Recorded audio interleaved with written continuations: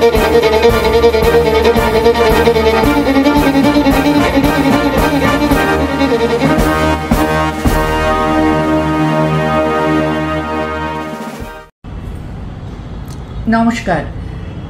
ব্রততী পরম্পরা ডিজিটাল নিউজের পক্ষ থেকে আপনাদের সকলকে স্বাগত জানাই। আমাদের কাছে এই বছরটি খুব গুরুত্বপূর্ণ, বিশেষ করে 15ই অগস্ট দিনটি। 15ই অগস্ট আমাদের স্বাধীনতার দিন, জাতীয় জীবনে অত্যন্ত গুরুত্বপূর্ণ দিন যেমন, তেমনি আমাদের ডিজিটাল নিউজের ব্যক্তিগত পরিসরে এই দিনটি গুরুত্বপূর্ণ। কারণ ঠিক 5 বছর আগে আমরা কোভিডকালীন সময়ে শুরু করেছিলাম ব্রততী পরম্পরা ডিজিটাল নিউজ।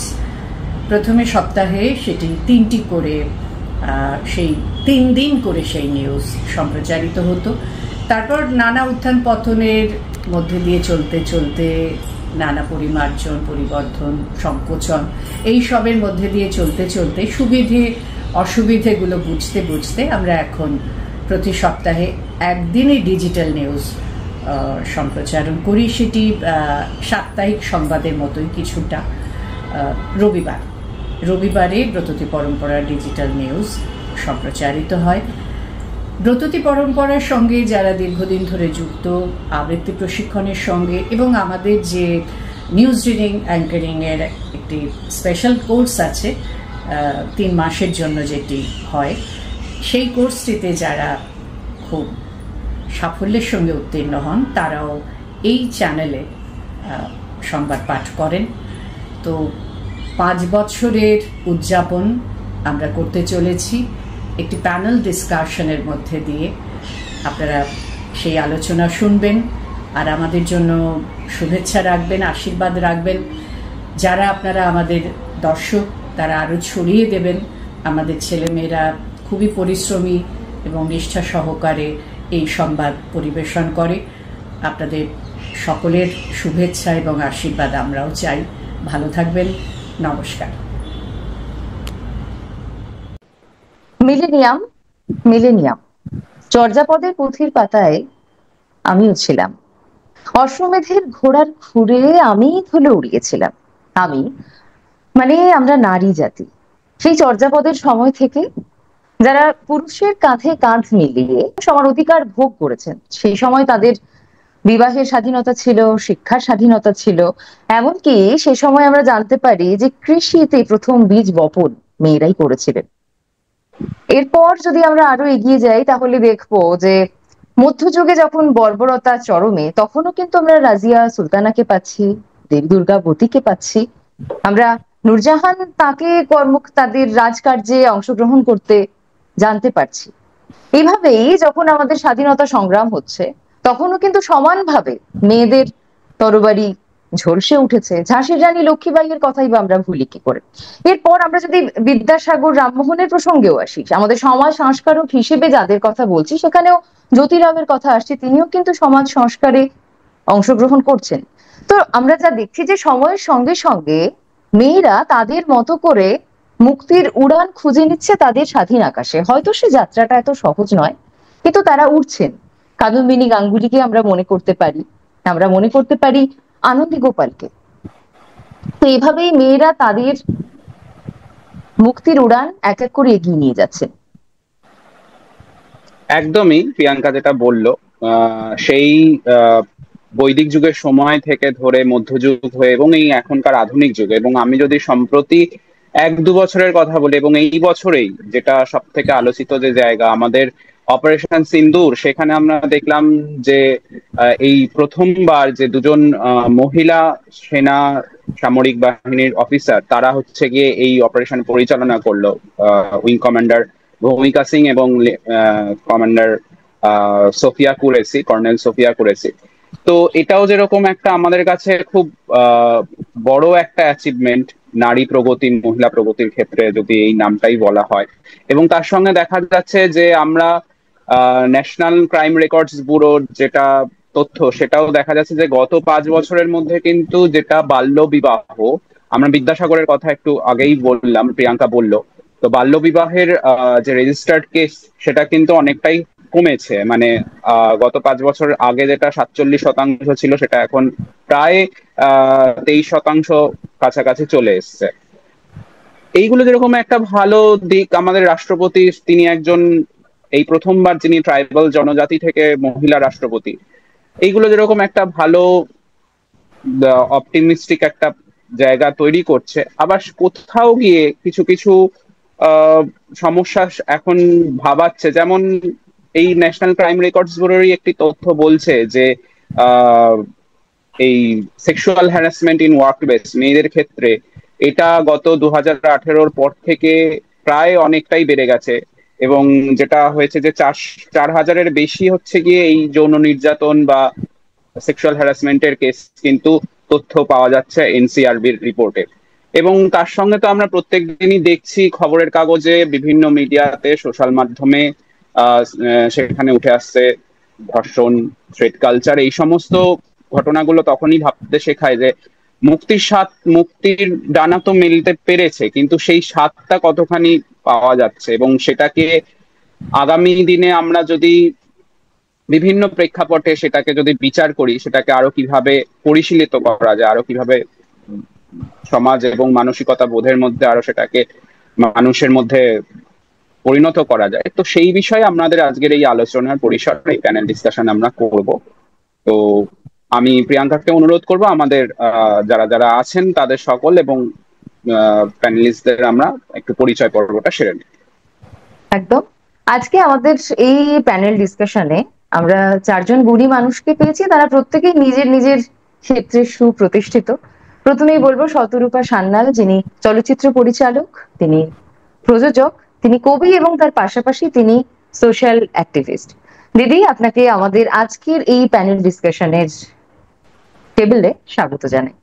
এরপর আমাদের সঙ্গে রয়েছেন মোনালিসা মাইতি। মোনালিসা দি, আপনি দিদি তারা সুন্দরী বালিকা বিদ্যা ভবনের হেড মিস্ট্রেস। দিদি, আপনাকে আমাদের আজকের এই আলোচনায় স্বাগত। তো আমাদের সঙ্গে আরো দুজন আছেন যারা, তারা হচ্ছেন, তাদের মধ্যে একজন সিএস রাফি দাশগুপ্ত, উনি company secretary, co founder and managing partner Rafi Dasgupta and associates, এবং তার সঙ্গে উনি হচ্ছেন গিয়ে সার্টিফাইড পস ট্রেনার, যেটা নিয়ে আমরা একটু বাদেই আলোচনা করব, প্রিভেনশন অফ সেক্সুয়াল হ্যারাসমেন্ট। এবং সেই সঙ্গে উনি এসএসআরডি ইউএসডি প্রতিষ্ঠাতা এবং সম্পাদক। সঙ্গে আছেন ডক্টর অন্বেষা পাল দাস, উনি director, research institute for human and agricultural development. গত 15 বছর ধরে উনি মহিলা স্বনির্ভর উদ্যোগে বৃহৎ পরিসরে অত্যন্ত সক্রিয়তার সাথে কাজ করেছেন। আজকের ওনার কাছ থেকেও আমরা এই বিষয়ে আলোচনা করব। হ্যাঁ, যে আলোচনার কথা যেহেতু আমরা বলছি বারবার, আমাদের এই ব্রততী পরম্পরা ডিজিটাল নিউজ এটি 5 বছরে পা দিল, এবং স্বাধীনতা 2025। তো সেখানে আমরা আজকের এই যে আলোচনার চক্রে যে বিষয়টি রেখেছি, স্বাধীনতায় নারীরা, ডানায় মুক্তির স্বাদ। তো সেই মুক্তির স্বাদ কতখানি মধুর সেটি আমরা একে একে জেনে নেব। প্রথমে শতরূপাদির কাছে যাই। আমরা বারবার বলি নারী স্বাধীনতা। স্বাধীনতার বিষয়টা তোমার কাছে ঠিক কেমন?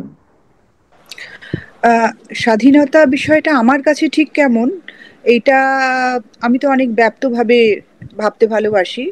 আমি মনে করি যে স্বাধীনতার যে বোধ, সেটা হচ্ছে চিত্ত যেথা ভয় শূন্য, উচ্চ যেথা শির, জ্ঞান যেথা মুক্ত, যেথা গৃহের প্রাচীর। এই যে রবীন্দ্রনাথের যে আপাত অর্থে শুধু নারী নয়, সমগ্র সমাজের যে আসলে মুক্তির যে কনসেপ্টটা, এটাই আমার কাছে আসলে স্বাধীনতা। কিন্তু আমাদের দেশের, সারা পৃথিবীতে অনেক জায়গাতেই হয়, কিন্তু আমাদের দেশের মেয়েদের বিশেষভাবে, আমাদের তো শুধু শ্রেণী বিভক্ত সমাজ নয়, আমাদের বর্ণ বিভক্ত সমাজটা। অর্থাৎ কোনো কোনো বর্ণের মানুষেরা, বিশেষ করে মেয়েরা, তারা কিছু প্রিভিলেজ পেয়ে এসেছে, কিছু বর্ণের মেয়েরা কখনোই পায়নি। কিন্তু আজকে স্বাধীনতার এত বছর পরে, মানে আমাদের যে ইংরেজদের জাঁতাকল থেকে বেরিয়ে আসার যে স্বাধীনতা, আমাদের আসল স্বাধীনতার লড়াই তো 2000 বছর ধরে চলছে, কিন্তু মেয়েদের স্বাধীনতার যে, কিন্তু এই যে আমাদের রাজনৈতিক স্বাধীনতার যে জায়গাটা, সেখানে অন্যান্য অনেক দেশের তুলনায় মেয়েরা অনেক বেশি সুযোগ সুবিধা আইনগতভাবে পেয়েছে। কিন্তু এখনো পর্যন্ত মেয়েদের তার শরীরের উপরই তার কোনো স্বাধীনতা নেই। সে সন্তান ধারণ করবে কি করবে না, তার শরীরে একটা মানুষ হাত দেবে কি দেবে না, সে নিজেকে বিয়ের পিঁড়িতে বসাবে কি বসাবে না, কেরিয়ার টেরিয়ার তো অনেক পরের কথা, আমি তো সবার আগে নিজের অস্তিত্বটার জায়গা থেকে বলবো। সেইখানটা কিন্তু আমরা স্বাধীন নই। যে গুটি কয় মানুষ, ধরো আমি যে পরিবারে জন্মেছি বা আমি যে জায়গা থেকে বড় হয়ে উঠেছি, আমি কিন্তু পূর্ণ স্বাধীনতা নিয়েই বড় হয়েছি। কিন্তু এটাও ঠিক কথা, সমাজ যে যেগুলো বলেছে ছেলেরা যেগুলো করতে পারে, আমি কি সেগুলো করতে পেরেছি? আমার যে গণ্ডির ভেতর থেকে আমি তার মধ্যে 100% বার করে নেওয়ার চেষ্টা করেছি বলে আমি পুরুষের জগতে পা ফেলেছি। আমি একজন ভেটেরিনারি ডাক্তার হয়েছি, আমি একজন চলচ্চিত্র পরিচালক হয়েছি, যে সময় হয়েছি যখন মেয়েরা কাজ করছিল না, মানে গুটি কয় মানুষ এবং যারা চলচ্চিত্রের আঙিনা থেকেই এসেছিলেন বা পরিবার থেকে এসেছিলেন। সেই জন্য আমার কাছে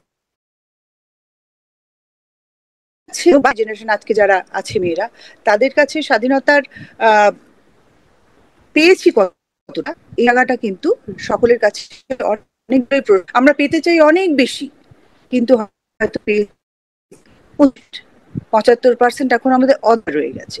এই অধরার জায়গাটাতে আমাদের পৌঁছতে হবে। আমি আমার কিনা জানি না, কিন্তু আমি প্রধান বা রাজনৈতিক পদে যারা রয়েছেন, যে স্বাধীনতার কোনো দোতনাই আনেন না। তারা পুরোপুরি ভাবে রাষ্ট্রীয় যন্ত্র এবং পুরুষতন্ত্রের এক একজন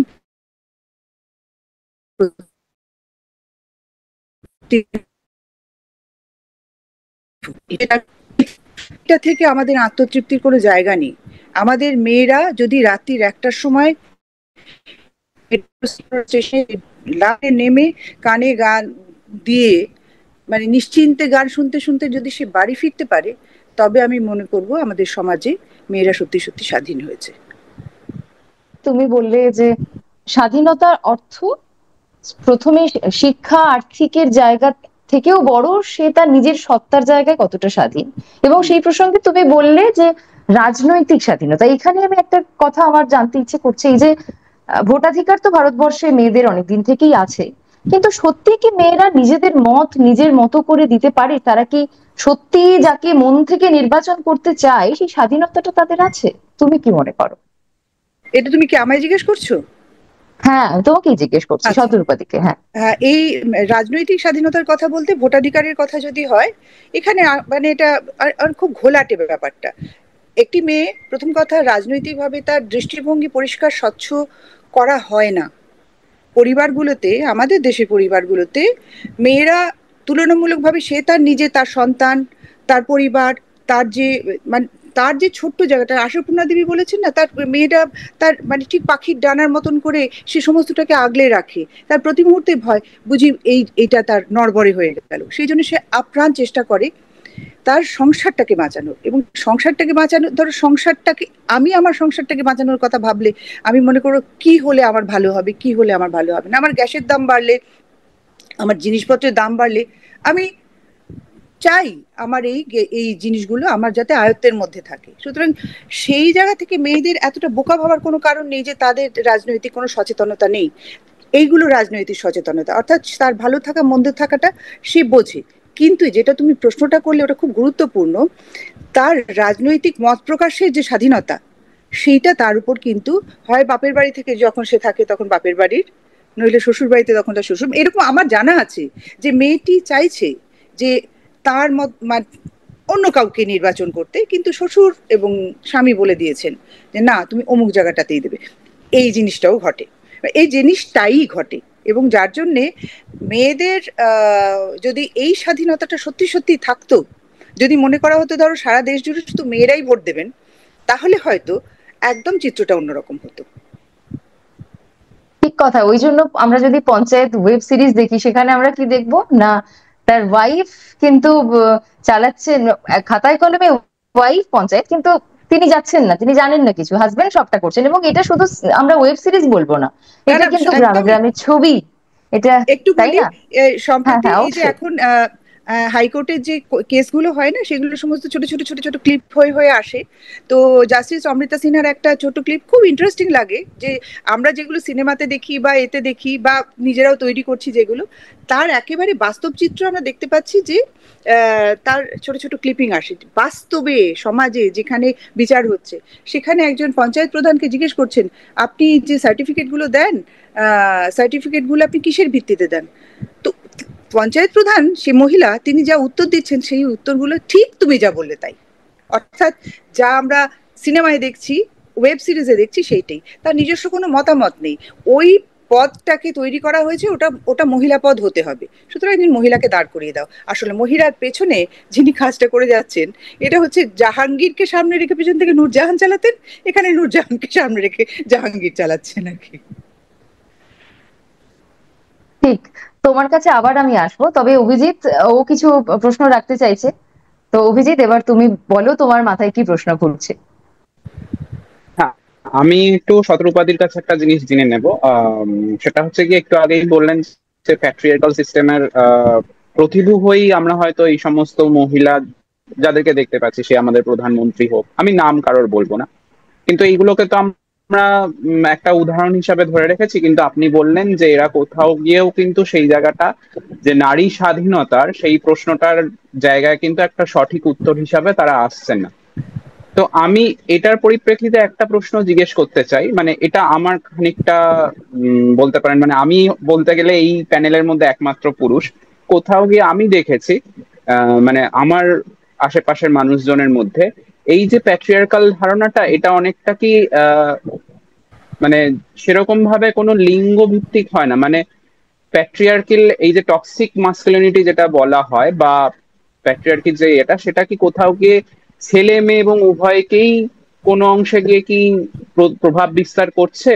এবং সে তার কিছু কিছু উদাহরণ আমার নিজের দেখা, মানে কোনো ক্ষেত্রে কোনো বাড়ির, এখন আমার অনেক বন্ধু বান্ধবদের মধ্যে দেখেছি যারা হয়তো বিবাহিত হয়নি, তাদেরকে কিন্তু আশেপাশের বা তার রিলেটিভদের মধ্যে থেকে এই প্রশ্নটা করা হয় যে তুই কবে বিয়ে করবি, এখনো কেন বিয়ে করছিস না, তার ব্যক্তিগত স্বাধীনতা নিয়ে প্রশ্ন করা হয়, এবং এই প্রশ্নটা করে কিন্তু একজন মহিলাই।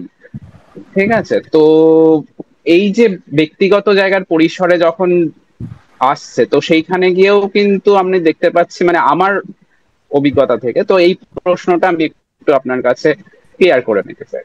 হ্যাঁ, এটা মানে তোমার প্রশ্নের ভেতরেই না উত্তরটা আছে। সেটা হচ্ছে যে এটা এই যে লিঙ্গ রাজনীতি যেটা, সেই রাজনীতিটা আসলে এটার কোনো লিঙ্গ নেই। এটা একটা সম্পূর্ণভাবেই একটা এই যে প্যাট্রিয়ার্কাল যে ভাবনাটা, পুরুষের প্রভুত্বের যে ভাবনা, এটা পুরুষ বলে নয়, এটা একটা বিশেষ ইজম বলতে পারো, এটা একটা চেতনা। এবং এই এই এই ভাবনাটাই, এই ভাবনাতে যারা বিশ্বাস করে, তার পুরুষও আছে, মহিলাও আছে, বা উভলিঙ্গর মানুষও থাকতে পারে।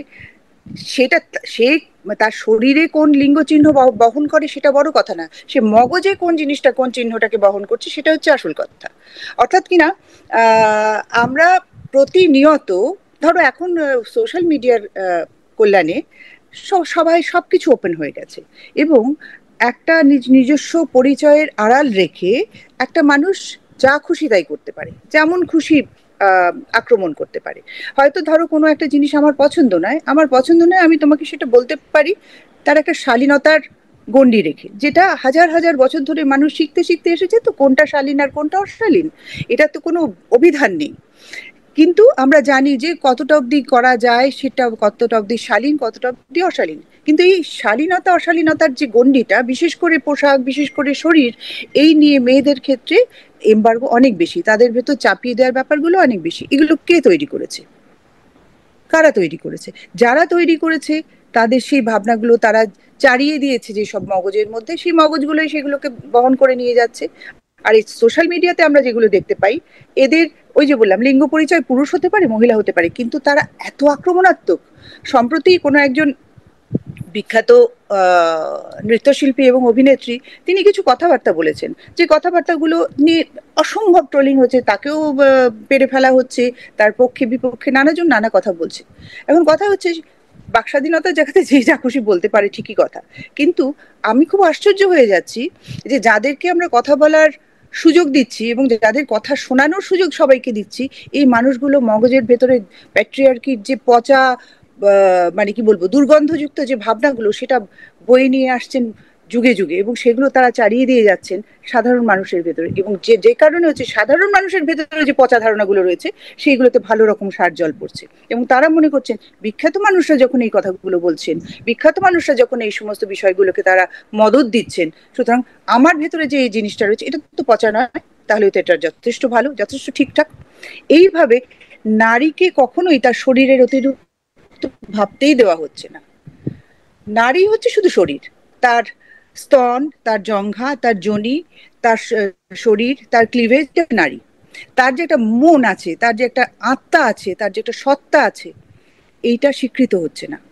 এইটা হচ্ছে অত্যন্ত কষ্টের ব্যাপার। এটা মেয়ে খুব কষ্টের, একটা ছোট্ট শিশু মেয়ে এবং ছোট শিশুকে বড় হচ্ছে, তখন দেখা যাচ্ছে তাদের মনের ভেতরে আস্তে আস্তে ওই লিঙ্গটাকে নির্মাণ করে দেওয়া হচ্ছে। তার ভিতরে যে সাজে চেতনাটা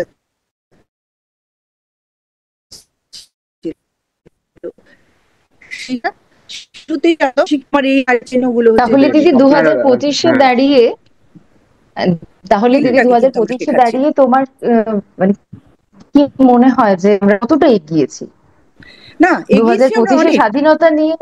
হ্যাঁ, ওই জায়গাটাই জাস্ট আমি করতে চাইবো যে এগিয়েছি আমরা অনেক, আমাদেরকে দমানো খুব মুশকিল। আমাদের মেয়েরা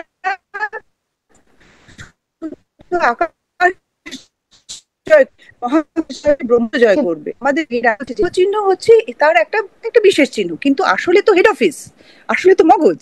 সেটাই তো হাজার বছরের যে সংস্কৃতি বলো, সংস্কার বলো, শিক্ষা বলো, সমস্ত কিছুকে সে নিয়ে আসছে। যেমন তুমি শুরুতে বললে যে কৃষি সৃষ্টি করেছিল মেয়েরা। কৃষি কেন সৃষ্টি করেছিল মেয়েরা? কারণ মেয়েরা যেটা পারে সেটা হচ্ছে সে সন্তান ধারণ করতে পারে, সে সন্তান লালন পালন করে বড় করতে পারে, যেটা কোনো পুরুষের পক্ষে এককভাবে সেটা করা সম্ভব না, প্রকৃতি সেভাবে করে দিয়েছে। কিন্তু আমাদের এগিয়ে থাকার জায়গাটাতে যে হচ্ছে প্রতি পদে পদে বহু বাধা। শুধু দেখো ফিজিক্যালি আমি এভারেস্ট জয় করলাম, ফিজিক্যালি আমি মহাকাশে গেলাম, এটা বড় কথা নয়। আমি একটা ছোট্ট লেখা আমি বার করে রেখেছিলাম, একটু আমি আমার একটা লেখা পড়ে।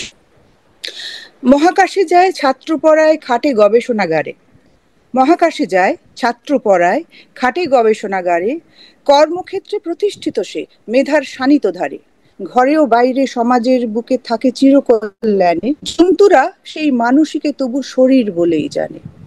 জন্তুরা বোঝে কামনার তেজ, জঠর ও যৌনতা, মানুষের মতো হাত পা শরীর নেই শুধু মানবতা। ঘরেও বাইরে এসব জন্তু মানুষেরই মতো ঘোরে, এই দুনিয়ায় শিষ্ণই প্রভু এটা বিশ্বাস করে। নারী তার কাছে শুধুই জঙ্ঘা ও যোনি, শিরোনাম হয়ে উঠে আসে তাই কাঠুয়া বা কামদুনি। কিছুই করতে পারি না, ওই ছন্দে নিজের ক্ষোভটাকে, নিজের আশা বিশ্বাসটাকে প্রকাশ করার চেষ্টা করি। সেই জায়গা থেকেই বলছি মেয়েরা এগোচ্ছে, মেয়েদের এগোনোটা, এই প্রগতিটা অপ্রতিরোধ্য, আটকানো যাবে না। ওই একটা আরজি করের ঘটনা, একটা ওই ল কলেজের ঘটনা, এইগুলো আমি বিচ্ছিন্ন বলছি না, এগুলো এই সামগ্রিক যে পাপেরই এক একটা হচ্ছে চিহ্ন, কিন্তু তাতে মেয়েদের আটকানো যাবে না। মেয়েরা ঘরে বাইরে সর্বত্র এগোবেই। মেয়েরা তো এগোবেই, আর আমরাও সেই মতো করে এবার দিদির কাছ থেকে চলে যাই আরেক দিদির কাছে। অভিজিৎ, তুমি কিছু প্রশ্ন জিজ্ঞেস করবে কি? হ্যাঁ, তাহলে অভিজিৎ তুমি। না, আমার শতরূপাদির কাছ থেকে যে প্রশ্নটা ছিল সেটার যথাযথ উত্তর আমি পেয়ে গেছি। এবং এই যে উনি যে কথাটা বললেন যে মেয়ের যে স্ত্রীলিঙ্গ এবং নারীকে যে একটা শরীর বা যৌন চেতনার রূপক বা রূপান্তর তৈরি করার যে প্রচেষ্টা, সেই ট্যাবুটা থেকে আমাদেরকে বেরিয়ে আসতে হবে, আমাদের সমাজে সেই ধারণা তৈরি করতে হবে, এবং সেইখানে গিয়েই প্রকৃতপক্ষে নারীর স্বাধীনতার জয়যাত্রা সূচিত হয় বা প্রাসঙ্গিকতা খুঁজে পায়। সূচিত তো হয়ে গেছে জয়যাত্রা। তো যেটা বললেন উনি যে অপ্রতিরোধ্য, মেয়েদেরকে আটকে রাখা যাবে না, এবং সেই সঙ্গে কোথাও গিয়ে এই যে সমাজের মধ্যে যে চেতনাটা তৈরি করা যে এই যে মহিলাদের ক্ষেত্রে শারীরিক নির্যাতন বা সেই প্রসঙ্গেই আমি এবার আসবো আমাদের শেষ রাপ্তি দাশগুপ্তার কাছে, যে উনি বিগত অনেক বছর ধরে নিজে একজন সার্টিফাইড পস্ট ট্রেনার। যে prevention of sexual harassment act 2013-তে একটা এনাক্টমেন্ট হয়, তো তারপর থেকে যেটা আমি একটু আগেই দেখছিলাম যে বিজনেস স্ট্যান্ডার্ডের একটি জার্নালে দেখা গেছে যে 2018-র পর থেকে কিন্তু এই অ্যাক্ট এনাক্টমেন্ট হওয়ার পরে বিভিন্ন কোম্পানি বা প্রাইভেট সংস্থাগুলিতে প্রায় 4,000-এর বেশি এরকম ঘটনা নথিভুক্ত হয়েছে। তাহলে কোথাও গিয়ে আমি তো পশের ব্যাপারটা নিয়ে অবশ্যই জানবো রাখিদির কাছে, এবং সেখানে গিয়ে কোথাও গিয়ে কি এই ঘটনা যে বেড়ে যাচ্ছে, বা এখন হয়তো মেয়েরা এই অধিকারটা পেয়েছে যে তাদের উপরে যে যৌন নির্যাতন চলছে বিভিন্ন কর্মক্ষেত্রে সেইটা তারা জানাতে পারছে, সেই সুযোগটা ঘটেছে, কিন্তু সমাজ কি কোথাও গিয়ে সচেতন হয়েছে এই ব্যাপারটা নিয়ে? এবং পশের ব্যাপারটা নিয়ে আমি রাখিদিকে বলার জন্য অনুরোধ করছি। ধন্যবাদ Abhijit, Priyanka. First of all মানে অসম্ভব ভালো একটা এরকম প্যানেলের মধ্যে তোমরা আমাকে সুযোগ দিয়েছো, এতগুলি মানুষের মধ্যে যে আমি বলার সুযোগটা পাচ্ছি, আর পশ নিয়ে স্পেশালি এরকম একটা বিষয় যেটা বহু যুগ ধরে প্রাসঙ্গিক, আর অদ্ভুত ভাবে খুব দুঃখের বিষয়টা আজও প্রাসঙ্গিক। মানে এই সেঞ্চুরিতেও আমরা এই বিষয়টা নিয়ে আজকের ডেটে 2025-এ বসেও আমরা এই বিষয়গুলো নিয়ে কথা বলছি। খুবই দুঃখের বিষয় এটা, কিন্তু ভালো বিষয়টাও এখান মধ্যে ধরে মানে যেটা হচ্ছে যে আমরা আলোচনা করতে পারছি আজকের ডেটে এগুলো নিয়ে, আমাদের মধ্যে প্রত্যেকে এগুলো নিয়ে ভাবনা চিন্তা করছে। কয়েকটা ফ্যাকচুয়াল জিনিস আমি একটু বলে দিই পশ নিয়ে বলার আগে, যে পশ অ্যাক্ট কিন্তু 2013-তে তৈরি হয়েছে। পশের পুরো নাম হলো prevention of sexual harassment of women at workplace, prevention, protection and redressal act 2013। পশ নিয়ে একটু পরে বলবো, এই তথ্যটা আমি জানিয়ে দিলাম কারণ এটা খুব ইম্পর্টেন্ট। কারণ এত বছর ধরে আমাদের দেশে কিন্তু প্রচুর অ্যাক্ট ছিল, ইন্ডিয়ান পেনাল কোড ছিল, আমাদের ক্রিমিনাল প্রসিজার কোড ছিল, আমাদের কনস্টিটিউশন অফ ইন্ডিয়া আছে, তা সত্ত্বেও আমাদের পশের কেন প্রয়োজন পড়লো? পশটা prevention of sexual harassment act, যেটা ছোট করে আমরা বলি, এত লম্বা অ্যাক্টের নাম। তো প্রয়োজনীয়তাটা যেটা হয়েছে সেটা তো অনেক কারণেই হয়েছে, ওইগুলোও বলবো। এখনকার যুগে যেটা হচ্ছে, যেটা আপনি যেটা বললেন অভিজিৎ, যে এতগুলো কেসেস বেরিয়ে আসছে, কারণ এই কটা কেস রিপোর্ট হচ্ছে বলে বেরিয়ে আসছে। এগুলো যদি রিপোর্ট না হতো তাহলে বেরোতো না। কর্পোরেট, আচ্ছা ওয়ার্ক প্লেস, এটা কিন্তু ওয়ার্ক প্লেস, এটা শুধু কর্পোরেট। অনেকে ভাবে যে পশ মানে শুধু কর্পোরেটের জন্য, কর্পোরেট নয়, ওয়ার্ক প্লেস। ইভেন আ টেম্পল, মানে একটা ট্রাস্টের আন্ডারে যদি কোনো একটা টেম্পল, একটা মন্দির থাকে, মন্দিরে 10 জন এমপ্লয়িজ আছে, পুরোহিত আছে, তাদের আরো অন্যান্য ট্রাস্টিজরা আছে, ওখানেও কিন্তু পশ অ্যাপ্লিকেবল। খুব দুঃখের বিষয় যে এই ধরনের মন্দিরের মতন জায়গাগুলো কিন্তু মানে এক্সেপশন নয় এই অ্যাক্টের মধ্যে। আমি কি কয়েকটা টার্মস হয়তো আমি খুব একটা ভালোভাবে বোঝাতে পারছি না, কিন্তু মন্দির এক্সেপশনাল পার্ট নয়। ওয়ার্ক প্লেসের মধ্যে মন্দির ভীষণভাবে ইনভলভ, ভীষণভাবে। আমি নাম নেব না কোনো মন্দিরের বা কোনো ট্রাস্টের এরকম, কিন্তু এইগুলো সমাজে ঘটছে, আদি অনন্তকাল ধরে ঘটে চলেছে। দেবদাসী প্রথা আমাদের দেশে ছিল, আজও অনেক জায়গা অন্যরকম ভাবে আছে, ওটা চলবে। আমি জানি না, আমি গ্যারান্টি দিতে পারছি না কবে গিয়ে এটা শেষ হবে, কিন্তু মনে তো হচ্ছে অনেক বছরই চলবে। শুধু ভোকাল হচ্ছি আমরা, আরো বেশি বেশি করে আমরা এই বিষয়টা নিয়ে কথা বলছি। ফলে কি হচ্ছে যে অনেকগুলো ক্যাটেগরির মানুষ আছে ক্রিমিনাল মাইন্ডেড, অনেক রকমের ক্রিমিনাল মাইন্ডেড হয়। কিছু ক্রিমিনাল মাইন্ডেড হয় লুকিয়ে লুকিয়ে করবো, কেউ জানতে পারবে না, এবং আমি ধরা পড়ে গেলে তো যাতা হয়ে গেল। কিছু আছে অ্যাডামেন্ট, ধরা পড়লে পড়বো, আমার তো পেছনে লোকজন আছে আমাকে বাঁচানোর জন্য। কিছু আছে খুব ইচ্ছা আছে, ক্রিমিনাল মাইন্ডেড, ক্রাইমটা করার প্রচন্ড ভাবে প্রচেষ্টা করে, ইচ্ছা করে, কিন্তু করতে পারে না ভয়ের জন্য। তো এই একটা আসার পর, মেয়েদের ভোকাল হওয়ার পর যেটা সুবিধা হয়েছে, যারা এই ধরনের ক্রিমিনাল মাইন্ডেড, যে ইচ্ছা আছে কিন্তু করতে পারছি না ভয়ের চোটে, ওই ভয়টা আরো বেড়ে গেছে। তো ওরা জানে যে এই জিনিসটা হচ্ছে, তার মানে আমি যে কোনো সময় ধরা পড়ে যেতে পারবো, আমার ফ্যামিলিও যাবে, আমার কাজও যাবে, এভরিথিং উইল বি স্পয়েলড। তো এই জায়গাটা থেকে কিছু পার্সেন্টেজ, যদি 25% থাকে 100%-এর মধ্যে 25% আমরা আটকাতে পেরেছি ফর শিওর, পশটাকে নিয়ে এসে। লোকজন ভীত, ভয় পায়। আচ্ছা, কিছু জন পার্সেন্ট, আরো কিছু পার্সেন্ট আছে, মেজর পার্সেন্ট হচ্ছে তারা অ্যাক্টিভিটিটা করে ফেলে, অ্যাক্টটা করে ফেলে।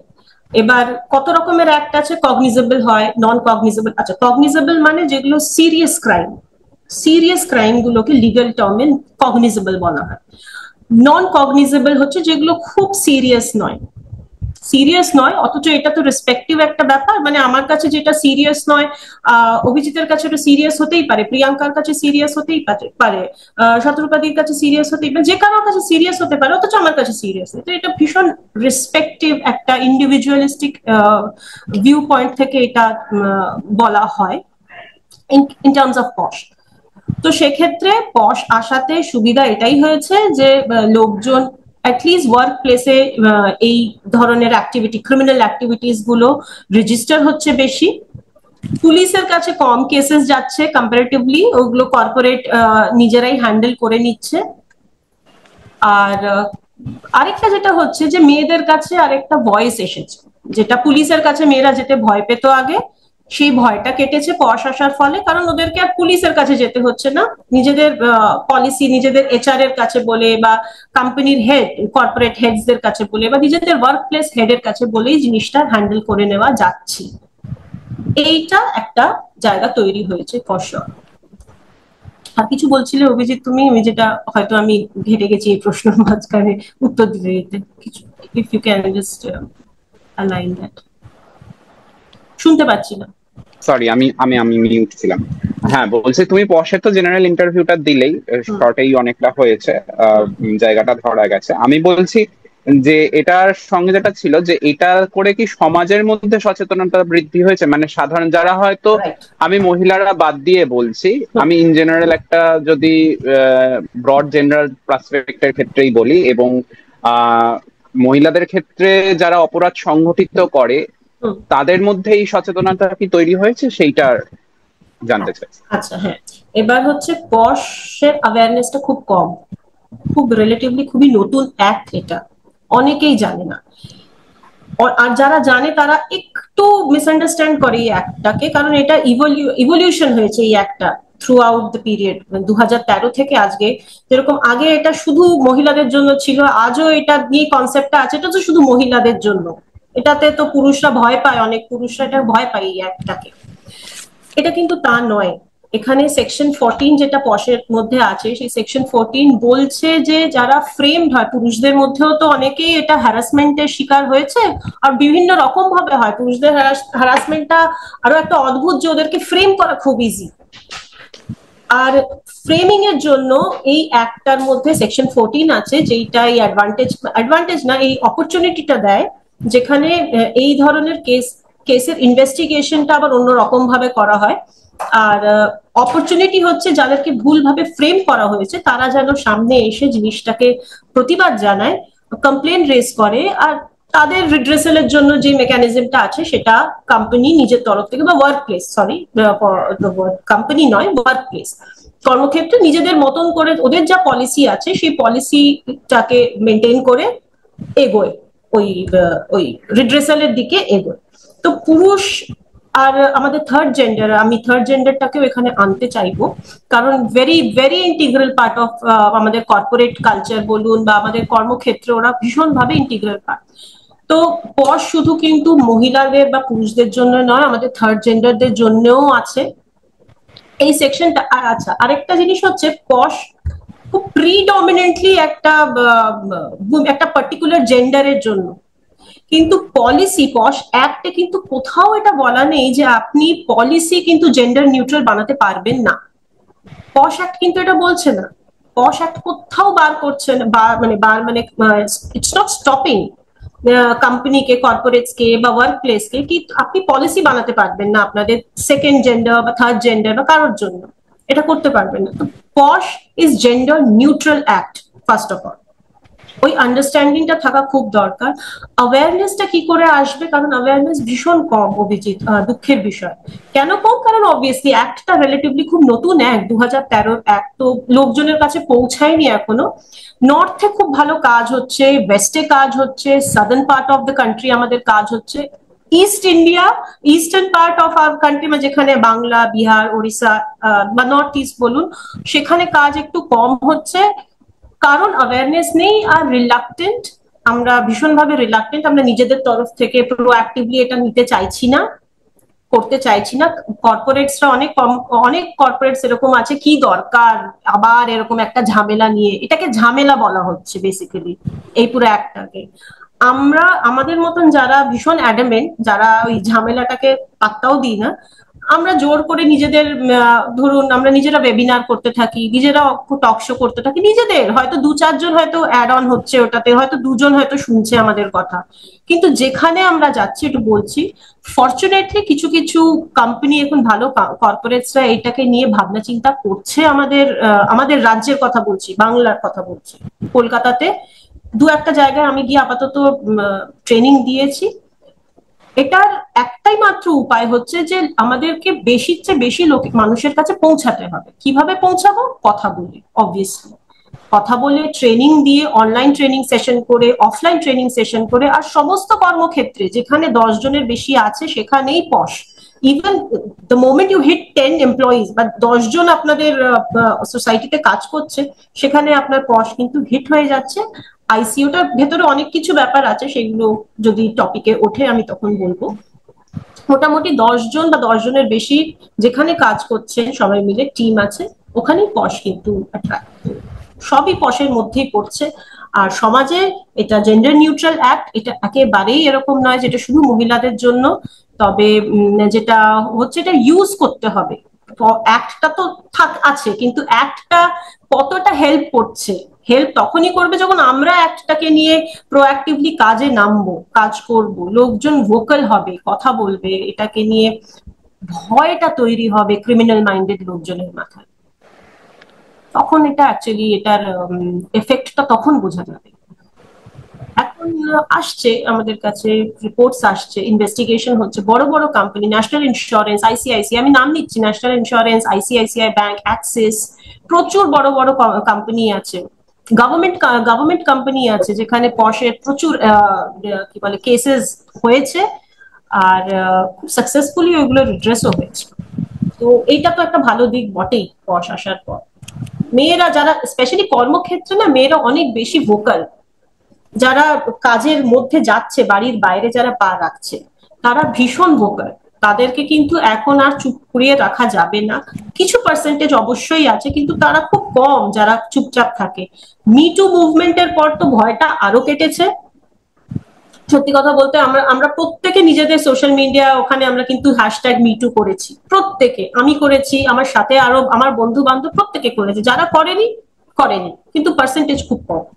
তো এই ভয়টা কিন্তু কেটেছে, সবার মধ্যে কেটেছে। ইভেন কিছু কিছু কেসেস, আমি যেটা বললাম না, সেকশন 14 যেটা দিচ্ছে আপনাকে অপরচুনিটি, ছেলেদেরকেও ফ্রেম করা হয়, যেটা ওটা প্রচন্ড ভাবে মানে খুবই প্রচলিত একটা জিনিস, স্ট্যান্ডার্ড একটা জিনিস, যেটা মেনটেন করে সমস্ত জায়গায় এই ধরনের ঘটনা ঘটছে, খুব ইজিলি ফ্রেম করা যায় ওদেরকে। তো এরকমও ঘটনা হয়েছে বড় বড় কর্পোরেট হাউসেসে হয়েছে, যেখানে খুব সাকসেসফুলি কেস কিন্তু হ্যান্ডেল করাও হয়েছে। যেই ভদ্রলোকের সাথে এই ঘটনা ঘটেছেন, উনি ক্লিন চিট পেয়ে, উনি মানে সত্যিকারের উনি ক্লিন চিট পেয়ে, কারণ উনি ইনোসেন্ট ছিলেন উনি। তো ওই ধরনের ব্যাপারটা থেকে উনি বেরোতে পেরেছেন, আর পুলিশের ইন্টারভেনশন ছাড়া হয়েছে, সেটাই হচ্ছে ভালো দিক পশের, যে এটা নন কগনিজেবল অফেন্স গুলো এখানে আসে, আর পুলিশের ইন্টারভেনশনের এখানে প্রয়োজন পড়ে না, এটা হচ্ছে ভালো দিক। বেশ অনেকটাই আমরা বলো বলো। হ্যাঁ, বলো প্রিয়াঙ্কা। হ্যাঁ, রাখিদির থেকে তো জানলাম। তো রাখিদি কর্মক্ষেত্রের কথা বললেন, তো কর্মক্ষেত্রে যাওয়ার যে রাস্তাটা, সেটা তো শিক্ষা দিয়ে শুরু হয়, প্রথমে স্কুল জীবন, তো তবে তো সে কর্মক্ষেত্রে যাবে। এবার আমাদের মধ্যে রয়েছেন দিদি, মোনালিসা দি রয়েছেন, তিনি এটি স্কুলের প্রধান শিক্ষিকা। তো দিদি যেহেতু স্কুলে পড়াচ্ছেন এবং সেটি গার্লস স্কুল, তো আমরা দেখছি, যেটা অভিজিৎ শুরুতেই বলছিল, যে মেয়েদের বাল্য বিবাহ এই বিষয়টা এখন আগের থেকে কমেছে, কিন্তু বাল্য বিবাহ এখনো 2025-এ দাঁড়িয়ে আমাদের এই বিষয়টা নিয়ে কথা বলতে হচ্ছে, এখনো পর্যন্ত অ্যাওয়ারনেস ছড়াতে হচ্ছে যে মেয়েদের অল্প বয়সে বিয়ে দেবেন না। তো আপনি স্কুলে পড়াচ্ছেন, অনেক মেয়েদের নিয়ে আপনাকে রোজ কাজ করতে হয়, তাদের শেখাতে হয়, এই জায়গাটা যদি আপনি বলেন যে মেয়েদের শিক্ষার ক্ষেত্রে কতটা তারা নিজেরা স্বাধীন হয়েছে। এবং এই প্রসঙ্গে আমি আরেকটা কথাও আপনার থেকে জেনে নেব, যে মেয়েরা তো একটা জায়গা পর্যন্ত যাচ্ছে, মানে তারা এমএ করছে কি, তারা এমবিবিএস কেস করছে, কিন্তু যখন তারা পিএইচডি তে যাচ্ছে কি এমডি যাচ্ছে সেইখানে দেখা যায় যে সংখ্যাটা অনেক ড্রপ করছে। তো এই পুরো বিষয়টা যদি আপনি একটু স্টেপ বাই স্টেপ আমাদের বলে দেন স্বাধীনতার প্রেক্ষিতে, তাহলে আমাদের এই আলোচনাতে নতুন কিছু অ্যাড হতে পারে। আচ্ছা, প্রথমে আপনাদের সবাইকে ধন্যবাদ জানাচ্ছি যে আমাকে এরকম একটা আলোচনা বিষয় মানে আলোচনার একটা অংশ হওয়ার সুযোগ দেওয়ার জন্য। দেখুন, শুরু তো অনেক আগে হয়েছিল।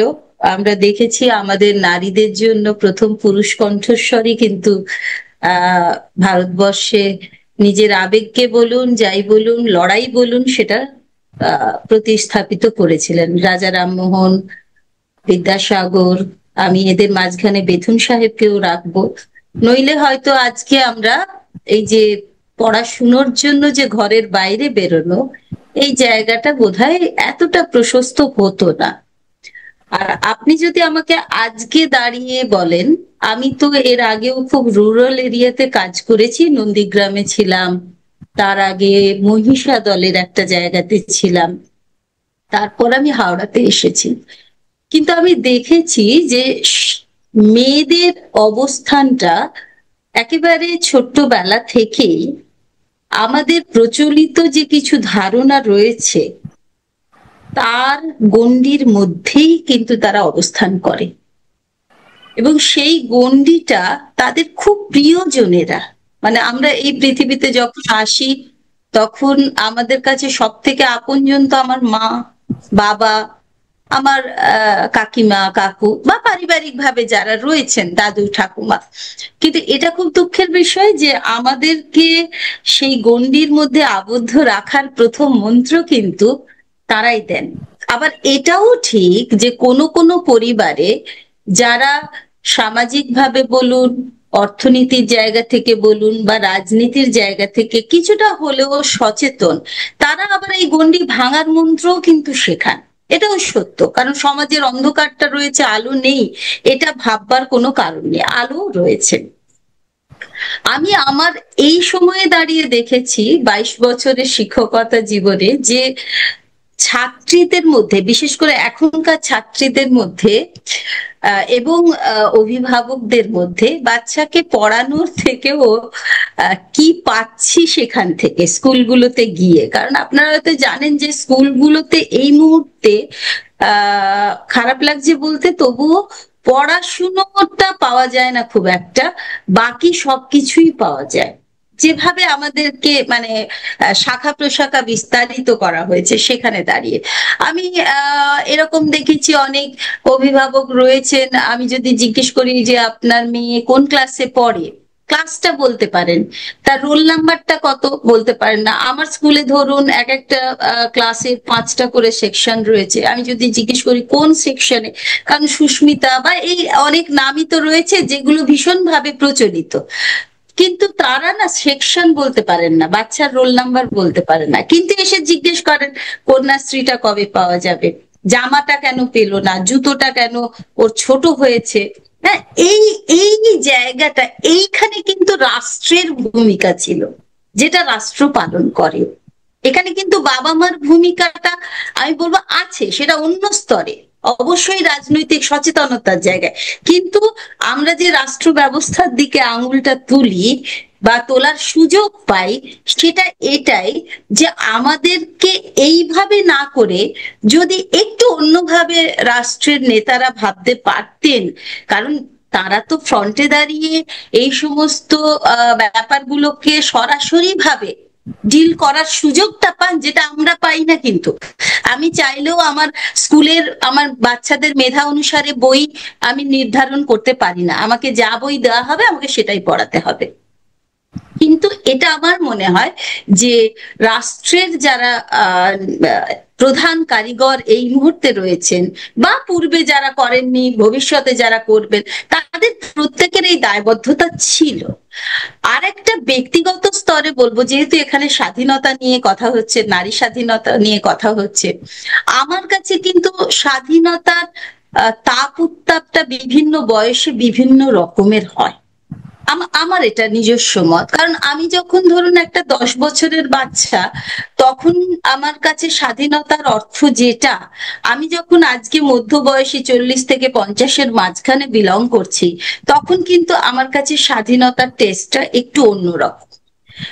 কিন্তু আমার মনে হয় যে সব বয়সে বলতে পারাটা বা বলার অধিকারটা নিজের থেকে অর্জন করা ভীষণভাবে প্রয়োজন। বিশেষ করে মানুষ হয়ে যখন আমরা জন্মেছি, আমার মনে হয় আমার কথা, আমার চারপাশের কথা, সেটা যতই যতই আমাদেরকে বলা হোক না কেন এটা গোপন কথা, তুমি বলো না, এটা লজ্জার ব্যাপার, এ তোমার মাস্তুতো ভাই, সে তোমার কাকার ছেলে, এগুলো বলো না, যতই বলা হোক না কেন, আমার মনে হয় যে আমার পরবর্তী প্রজন্ম শুধু নয়, আমার সমপ্রজন্মের যারা, তাদেরও এটা শিখতে হবে, জানতে হবে এবং উচ্চারণ করতে হবে যে তুমি বলো। আপনারা বলছিলেন আরজি করের সাম্প্রতিক ঘটনা। দেখুন, আরজি কর নিয়ে অনেক সময় আমি অনেক প্রশ্নের মুখোমুখি হই যে কি হলো আন্দোলনটা, এত তো করলে। দেখুন, আমাদের তো কথা ছিল করাটা। আমরা কি এটা ভেবে গিয়েছিলাম যে আমি বিচার একেবারে যা যা চাইছি তাইতেই পাবো?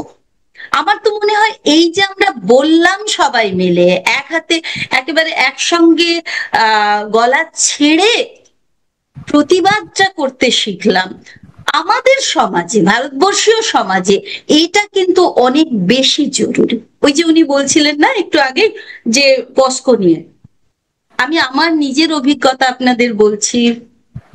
প্রচুর বাচ্চা আছে যাদের কাছ থেকে আমরা খুব খুব কষ্ট করে এই গল্পগুলো শুনি, যে তারা প্রত্যেক মুহূর্তে জ্যাঠা, খুড়তুতো কাকা, কাকাতো ভাই দ্বারা যৌন নিগ্রহের শিকার হয়েছে। বাড়িতে মাকে বলেছে, ঠাকুমাকেও বলেছে, কেউ বিশ্বাস করেননি, আবার কেউ বলেছেন চুপ কর, এগুলো বলতে নি, আমাদের একান্নবর্তী পরিবার ভেঙে যাবে। যারা বলতে আসছেন তারা কিন্তু ভীষণভাবে শক্তি নিয়ে আসছেন। কিন্তু এটা তো ঠিকই 2025-এ দাঁড়িয়ে আমাদের এটা ভাবতে খারাপ লাগে, যেখানে আমরা বলছি আমাদের মেয়েরা কত দূর পর্যন্ত এগোচ্ছে তো এটা সত্য, কিন্তু সেখানে দাঁড়িয়ে আমার শরীরের ওপরে একজন থাবা বসাচ্ছেন এবং আমি সেইটুকু বলতে পারছি না চিৎকার করে যে আমি এটার বিরোধিতা করছি। এটা তো আমাদের মনে হয় সব থেকে পিছিয়ে থাকার বড় জায়গা। আমি আপনারা প্রশ্নটা রেখেছেন আমার বাচ্চাদের কথা বলে, আমি আমার মেয়েদের সবসময় বলি যে তুমি তোমার গলা ছাড়ো, তোমাকে তোমার কথা নিজেকেই বলতে হবে। কোনো অধিকার, আমি রবীন্দ্রনাথ আমার আত্মায় আমার মর্যায়, কিন্তু ওই কেন দিবে না এই অধিকার বিধাতাকে প্রশ্ন আমি করব না। আমি বলবো স্ট্রাগল ফর এক্সিস্টেন্স, অতএব নিজের ভেতর থেকে বাইরে এসে বাইরে দাঁড়া, এটা প্রয়োজন। আজকে অন্তত আমি না, আমার খুব খারাপ লাগে। এই যে এক্ষুনি শতরূপাদি বললেন না যে যেদিন আমার মেয়েরা রাত 1টার সময় বাড়ি ফিরতে পারবে, আমি মনে করব সেদিন পূর্ণ স্বাধীনতা। কিন্তু বলুন তো 2025-এ আমাদেরই তো মেয়েরা, একেবারে আমাদের কল্পনা চাওলা, আমাদের উইলিয়াম, ওরা যেখানে মহাকাশে পাড়ি দিচ্ছেন, সেখানে আজকে আমাকে মা হিসেবে, দিদিমণি হিসেবে, বা কারো ঠাকুমা হিসেবে, জেঠিমা হিসেবে ভাবতে হবে, বা আমার সহনাগরিকের জন্য ভাবতে হবে যে রাত 1টার সময় যেন আমার মেয়েটা সঠিকভাবে বাড়ি ফেরে? কেন ভাবতে হবে? এই ভাবনা, যখনই আমরা এই ভাবনাটাতে বসছি, তখনই জানবেন যে আমরা শত শত পরাধীনতার মধ্যেই রয়েছে। স্বাধীনতা বলে যা দেখছি আসলে হয়তো রং চঙই শুধু, মানে ভেতরটা একেবারে হয়তো ফাঁপা। কিন্তু তবুও আমি বলবো যে মানে হারানোর তো কিছু নেই, লড়াইটাই থাকুক। জিতবো বলে সবাই ভাবলে মুশকিল, কিন্তু যদি আমরা লড়াইটাও শুরু করতে থাকি, মানে কন্টিনিউ করতে পারি, আমার মনে হয় সেটাই আমাদের একদিন না একদিন কাঙ্ক্ষিত লক্ষ্যে অবশ্যই পৌঁছে দেবে। হ্যাঁ, একদমই। যেটা বললেন, বলো অভিজিৎ, বলো। হ্যাঁ, আমাদের একটু আমরা সময়টা, মানে আমাদের যে ধার্য সময় সেটা একটু বেরিয়ে যাচ্ছে, এই জন্য আমরা একটু তাড়াতাড়ি এটাকে এগোনোর চেষ্টা করবো। একদমই যেটা আপনি বললেন যে লড়াইটা আমরা কিন্তু শুরু করে দিয়েছি, এবং যেটা শতরূপাদি বারবার বলছিলেন যে দমিয়ে রাখা যাবে না, অপ্রতিরোধ্য যে জায়গাটা। এবং সেই দিক থেকে আমরা তো এতক্ষণ আলোচনা করলাম যে এই সমস্ত যৌন নির্যাতন বা যেগুলো তাদের অধিকারকে দমিয়ে রাখার যে ব্যাপার, কিন্তু কোথাও গিয়ে তো একটা আলো বা আশার আলো দেখা যাচ্ছে। এবং আমরা দেখতে পাচ্ছি দীর্ঘ সময় ধরেই বিগত এই দশকে মহিলাদের স্বনির্ভর হওয়ার মাত্রাটা কিন্তু অনেকটাই বেড়েছে, স্বনির্ভরতার দিক থেকে তারা। এবং সেই মহিলারা কারা, আমি শিক্ষিত একদম ওয়েল প্রিভিলেজড মহিলারাও বলবো না, তারা তো আছেনই, তার সঙ্গে আমরা দেখতে পাচ্ছি যে গ্রামীণ যে সমস্ত একদম মানে যারা আন্ডার প্রিভিলেজ যে সমস্ত জায়গায় যারা বিলং করে, তারাও কিন্তু তাদের নিজস্ব স্কিল বা তাদের নিজস্ব যে দক্ষতা সেগুলোকে তারা পরিশীলিত করছে। এবং স্কুলের কথাও বলালো, তারা কিন্তু অনেক সময় সাক্ষরতাও পাচ্ছে না, অনেক মহিলা নিরক্ষর রয়েছে, আমরা তো পঞ্চায়েতের উদাহরণ দিলামই। তো সেইখান থেকে এই সমস্ত জায়গায় এই যে স্বনির্ভরতার যে উদ্যোগ, সেই ব্যাপারে আমরা আসবো এবার ডক্টর অন্বেষা পাল দাসের কাছে। উনি human and agricultural development research ইনস্টিটিউটের ডাইরেক্টর। তো ওনার কাছে যেটা জানবো যে গ্রামীণ ক্ষেত্র এবং শহরের ক্ষেত্রে, শহরে আমরা দেখতে পাচ্ছি এত অপরচুনিটিস আছে, তো সেই জায়গায় দাঁড়িয়ে যে মেয়েদের যে স্বনির্ভরতা তার একটা তুলনামূলক এখন অবস্থানটা কোথায় আছে এটা একটু জানার চেষ্টা করব। এবং এই স্বনির্ভরতার দিক থেকে তারা যে স্বনির্ভর হচ্ছে, পরিবার বা সমাজ তাদেরকে কতটা গ্রহণযোগ্য করে রাখছে, তো সেই দিক থেকে স্বনির্ভর হওয়াটা কতটা বেশি প্রাসঙ্গিক, এই ব্যাপারে একটু আপনি জানান। ধন্যবাদ। অবশ্যই অনেক ধন্যবাদ ব্রততী পরম্পরাকে এই ধরনের একটা বিষয়কে উত্থাপন করার জন্য। এবং আমি সত্যি আজকে খুব সমৃদ্ধ হলাম এত গুণীজনের কথা শুনে, এবং আমি নিজেকে সত্যি খুব ভাগ্যবান মনে করছি। অ্যাকচুয়ালি আমি একটু যদি অন্যভাবে দেখি বিষয়টা, মানে শহর আর গ্রাম না দেখে, মানে আমি যদি এইভাবে দেখি, যারা সুযোগ কম পাচ্ছে এবং যাদের কাছে সুযোগ পৌঁছে যাচ্ছে, মানে ধরুন শহরেও কিন্তু অনেক, মানে ধরুন যারা গভর্নমেন্ট স্কুলে পড়ছে, যারা বস্তিতে আছে, এবং বহু জায়গায় কিন্তু আমরা দেখছি, এবং যারা মিডল ক্লাস ফ্যামিলিরও মেয়ে, তাদের অনেকটাই, মানে সবাই যে শহরে মানেই যে সবার কাছে প্রচুর সুযোগ, সেটা কিন্তু আমার অভিজ্ঞতাতে বলে না। মানে আমার আবার অনেক ক্ষেত্রে দেখেছি গ্রামের অনেকের মানে বাবা মা বলুন বা কোনো একটা গাইডেন্সের জন্য বলুন, ওরা কিন্তু আবার হঠাৎ করে সুযোগটা, জায়গাটা পেয়ে যায়। তো এই জায়গাটা হচ্ছে আমার, দুটো গ্রাম শহর না দেখে আমি যদি এভাবে দেখি যে কিছু মহিলা আছে যারা সুযোগ পাচ্ছে, আর কিছু মহিলা আছে যারা হয়তো সুযোগের সেই মানে অ্যাক্সেসটা তাদের কাছে পৌঁছাতে পারছে না। তো এক্ষেত্রে আমি যদি বলি, মানে ধরুন আমি খুব মানে গভর্নমেন্ট স্কুলের কথা বলি, মানে গভর্নমেন্ট স্কুলের এখন একটা খুব ট্রেন্ড দেখছি আমি, মানে স্বনির্ভরতা। তো এখানে আমাদের দেখুন প্রত্যেকটা মানুষের কাছে এখন এটা এস্টাবলিশ ফ্যাক্ট যে আমরা স্বনির্ভর হতে হবে। হ্যাঁ, এবার এবার অনেক ক্ষেত্রে সেটা কম্প্রোমাইজড হয়ে যায় যে ঠিক আছে, হতে পারলো না তো একটা পথ তো খোলাই আছে, বিয়ে।